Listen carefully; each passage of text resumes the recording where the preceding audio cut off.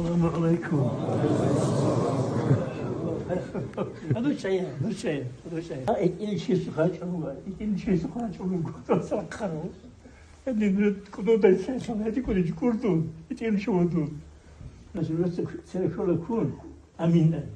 Bismillahirrahmanirrahim. Elhamdülillahi Rabbil alemin. Ve salatu ve selamu ala Resulü Muhammed ve alihi ve sahbihi ecmaîn.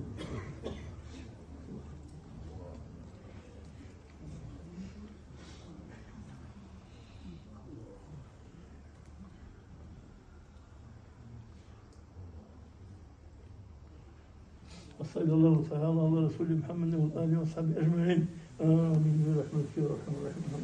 الله تخلصه يفوز يا الله. لك هذا خلصي الله كل شيء ما تقوم يا الله. هذا شرح حتى أرجع نبيجي. هذا العبادة توفيق أجي. سخيت أجي. آخر أكدرجي. آخر أكدرجي. آخر أكدرجي يا الله. تونك هو ينشكرك.